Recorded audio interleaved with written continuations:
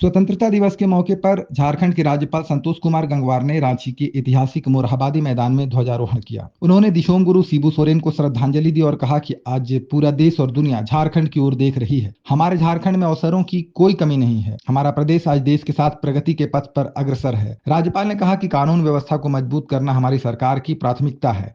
अब तक 197 माओवादी गिरफ्तार हुए हैं, 17 मारे गए हैं और 10 माओवादियों ने सरेंडर किया है। वहीं स्वास्थ्य सुविधाओं को मजबूत करने के लिए पीपीपी मोड पर 5 नए मेडिकल कॉलेज स्थापित किए जा रहे हैं।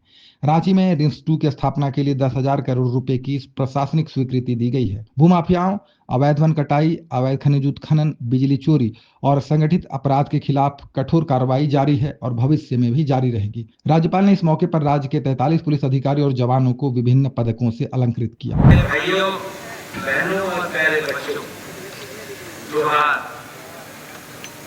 प्राकृतिक सौंदर्य और सांस्कृतिक विविधताओं की संगम स्थली भगवान बिरसा मुंडा की इस पावन भूमि पर स्वतंत्रता दिवस 2025 के शुभ अवसर पर मैं आप सभी का हृदय से अभिनंदन करता हूँ।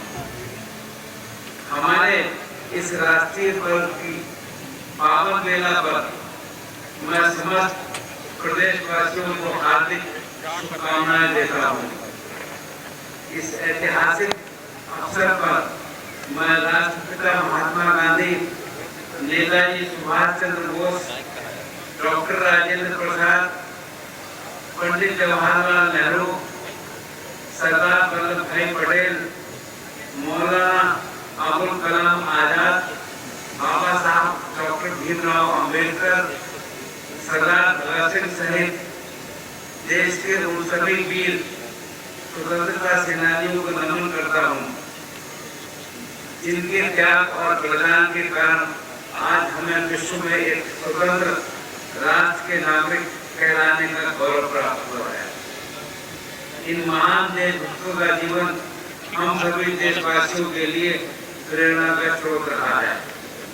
इस अवसर पर मैं धरती आबा भगवान बिरसा मुंडा सहित वीर सिद्धो कानू, चांद भैरव, वीर कुतुब भगत, नीलांबर पीतांबर, पांडे गणपत राय, ठाकुर विश्वनाथ सहदेव, शेख भिखारी जैसे अनेकों अमर सेनानियों को भी नमन करता हूँ। धन्य है हमारी झारखंड की पावन धरती, जहाँ ऐसे वीर सपूतों ने जन्म लिया, जिनके त्याग, बलिदान, शौर्य और संघर्ष ने देश की आजादी का मार्ग प्रशस्त किया। हाल ही में झारखंड राज्य के पूर्व मुख्यमंत्री दिशोम गुरु श्री शिबू सोरेन जी को मैं भी श्रद्धांजलि अर्पित करता हूँ। लोकसभा में वे लंबे समय तक मेरे साथ रहे। उनका जीवन जनजातीय अस्मिता एवं सामाजिक उत्थान के लिए पूर्णतः समर्पित रहा। देश की सीमाओं की रक्षा में सदैव तत्पर हमारे वीर सैनिकों और अर्धसैनिक बलों के जवानों को हार्दिक बधाई और सम्मान अर्पित करता हूँ। आपके अदम्य साहस, अटूट समर्पण और त्याग पर पूरे भारत को हमेशा गर्व रहेगा। साथ ही आंतरिक सुरक्षा बनाए रखने में समर्पित पुलिस बल के जवानों के प्रति भी मैं अपनी कृतज्ञता व्यक्त करता हूँ। 15 अगस्त 1947 को हमने न केवल विदेशी शासन से मुक्ति पाई, बल्कि अपनी नियत स्वयं तय करने का अधिकार भी प्राप्त किया।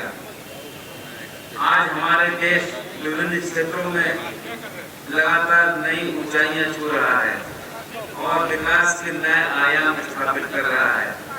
माननीय प्रधानमंत्री श्री नरेंद्र मोदी जी के सशक्त नेतृत्व में भारत तेजी से विकास की ओर अग्रसर है और अब विश्व की चौथी सबसे बड़ी अर्थव्यवस्था है। 21वीं सदी का नया भारत संभावनाएं और सामर्थ्य से परिपूर्ण है, जो सतत विकास के मार्ग पर तीव्र गति से आगे बढ़ रहा है। देश की इसी विकास यात्रा के साथ हमारा झारखंड भी अपने मजबूत इरादों और अथक प्रयासों से निरंतर प्रगति की ओर अग्रसर है। आज हमारे झारखंड में अवसरों की कोई कमी नहीं है, चाहे आधारभूत संरचना में निवेश हो, ऊर्जा क्षेत्र को सशक्त बनाने की बात हो, उद्योगों में नवाचार की पहल हो, शिक्षा और स्वास्थ्य के क्षेत्र में उन्नति हो, या किसी क्षेत्र में नए सुधारों को लागू करने की बात हो, या खेल के क्षेत्र की बात हो। हर क्षेत्र में आज नए अवसर हम सबके सामने हैं। हमारा प्रदेश आज देश के साथ प्रगति के पथ पर अग्रसर है। आर्थिक वृद्धि दर और विकास की अनेक महत्वपूर्ण सूचकांकों में सुधार करते हुए झारखंड ने उल्लेखनीय सफलताएं उपलब्धियां हासिल की हैं। इस प्रगति के सफर में यहाँ के युवाओं, किसानों, मातृशक्ति और उद्यमियों की बड़ी भूमिका रही है। किसी भी राज्य के समग्र विकास के लिए बेहतर कानून व्यवस्था अनिवार्य है। प्रदेश में भाईचारा, शांति और सांप्रदायिक सौहार्द को बनाए रखना तथा कानून व्यवस्था को मजबूत करना हमारी सरकार की सर्वोच्च प्राथमिकता रही है। समाज के हित से और समाज के सहयोग से सरकार इस उद्देश्य में सफल रही है। नक्सलवाद एवं आतंकवाद गतिविधियों को रोकने और उनके नेटवर्क को ध्वस्त करने के लिए प्रभावी कदम उठाए जा रहे हैं। भूमाफियाओं, अवैध वन कटाई, अवैध खनिज उत्खनन, बिजली चोरी और संगठित अपराध के विरुद्ध कठोर कार्रवाई जारी है। भविष्य में भी ये भविष्य में भी जारी रहेगी। इन प्रयासों के फलस्वरूप अब तक 197 नक्सली गिरफ्तार हुए, 17 नक्सली मारे गए और 10 द्वारा आत्मसमर्पण किया गया।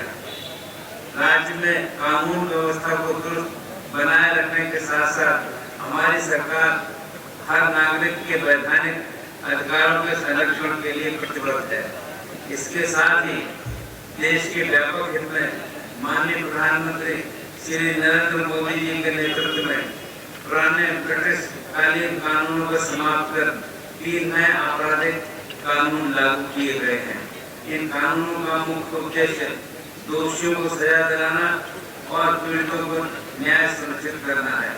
इस देश की कानून व्यवस्था की ये ऐतिहासिक और निर्णायक कदम है, जिसके झारखंड सहित समस्त प्रदेशों में कानून व्यवस्था और सुरक्षा प्रणाली को सुदृढ़ करने में मदद मिल रही है। मादक पदार्थों का सेवन एवं जटिल और बहुआयामी समस्या है, जिसने सदियों से हमारे समाज को ग्रस्त किया है। मादक पदार्थों की रोकथाम और प्रभावी नियंत्रण को राज्य के सरकारी कार्यालयों पर शिक्षण संस्थानों में 10 जून से 26 जून तक 2025 तक व्यापक राज्यव्यापी जागरूकता अभियान चलाया गया। राज्य के विभिन्न जिलों में अफीम की खेती पर कड़ा प्रहार करते हुए हमारी सरकार ने हजारों एकड़ भूमि पर लगाई गई इन फसलों को नष्ट किया है। अर्थव्यवस्थाओं को आकार देने में किसानों की भूमिका अत्यंत महत्वपूर्ण है। किसान केवल अन्नदाता ही नहीं बल्कि हमारे जीवन दाता भी हैं।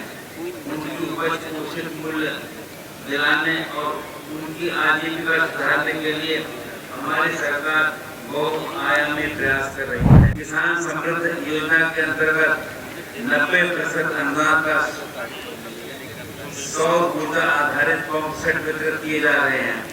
कृषि ऋण माफी योजना के तहत राज्य के लगभग 5 लाख किसानों का 2300 करोड़ रुपए का ऋण माफ कर उन्हें आर्थिक राहत प्रदान की गई है। माननीय प्रधानमंत्री श्री नरेंद्र मोदी जी द्वारा शुरू की गई प्रधानमंत्री किसान सम्मान निधि योजना के तहत हर पात्र किसान को प्रतिवर्ष सीधे आर्थिक सहायता प्रदान की जा रही है।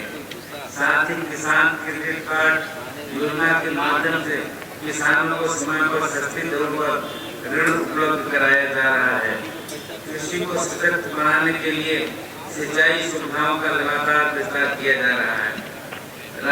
किसानों की आय में वृद्धि और युवाओं को स्वरोजगार के अवसर प्रदान करने के उद्देश्य से मत्स्य उत्पादन को विशेष रूप से प्रोत्साहित किया जा रहा है। इसके लिए राज्य मत्स्य मित्र एवं मत्स्य बीज उत्पादकों के मध्य लगभग 1275 करोड़ मत्स्य बीज के उत्पादन की ओर अग्रसर है। सरकार द्वारा इन्हें मत्स्य स्पान, फिश फीड तथा फ्राई कैचिंग नेट अनुदान पर उपलब्ध कराए जा रहे हैं। इन्हीं प्रयासों का परिणाम है कि वर्ष 2024-25 में राज्य में 3.5 लाख मीट्रिक टन से अधिक मछली का उत्पादन हुआ है। राज्य में किसान किसी भी नागरिक के भूख से मृत्यु न हो, इससे हमारी सरकार सचेत है। राष्ट्रीय खाद्य सुरक्षा नियम के तहत राज्य के 2.6 करोड़ लाभुकों को मुफ्त चावल एवं गेहूं उपलब्ध कराया जा रहा है। इसके अतिरिक्त पीबीटीसी डाकिया योजना के माध्यम से राज्य के लगभग 75,000 लाभुकों परिवारों को 35 किलोग्राम चावल प्रति परिवार प्रति माह उनके घर तक बंद पैकेट में निःशुल्क पहुंचाया जा रहा है। मानव समाज ने वनों के महत्व को अनदेखा करने की भूल की, जबकि वन हमारे जीवन दाता है। वनों ने ही इस धरती पर मानव अस्तित्व को सुरक्षित रखा है। हमें ये समझना होगा कि हम इस प्राकृतिक धरोहर के स्वामी नहीं बल्कि इसके संरक्षक हैं। राज्य सरकार इस दायित्व को भली भांति समझते हुए मुख्यमंत्री जनवन योजना के माध्यम से ग्रामीणों को अपने निजी भूमि पर फलदार एवं काष्ठ प्रजातियों के पौधे लगाने के लिए प्रोत्साहित कर रही है। राज्य के प्रत्येक नागरिक को स्वच्छ पेयजल उपलब्ध कराना हमारी सर्वोच्च प्राथमिकताओं में है। जल जीवन मिशन के अंतर्गत अब तक करीब 24 लाख परिवारों को घरेलू जल संयोजन के माध्यम से शुद्ध पेयजल की सुविधा प्रदान की गई है। झारखंड के 2700 से अधिक गांव हर घर जल गांव घोषित हो चुके हैं। पेयजल की गुणवत्ता सुनिश्चित करने के लिए सभी ग्रामों में फील्ड टेस्ट किट उपलब्ध कराया जा रहा है। झारखंड को पूर्ण स्वच्छ राज्य बनाने में सरकार के साथ हर नागरिक की सक्रिय भागीदारी आवश्यक है। स्वच्छ भारत मिशन ग्रामीण के तहत 48 लाख से अधिक व्यक्तिगत व 1275 सामुदायिक शौचालय बनाए गए हैं। स्वच्छता के प्रति जनता की सक्रिय भागीदारी के परिणाम स्वरूप स्वच्छ सर्वेक्षण 2024-25 में झारखंड के जमशेदपुर को 3 से 10 लाख जनसंख्या की श्रेणी में देश का तीसरा सबसे स्वच्छ। खबर का मतलब बवाल न्यूज। हमारे चैनल को सब्सक्राइब जरूर करें।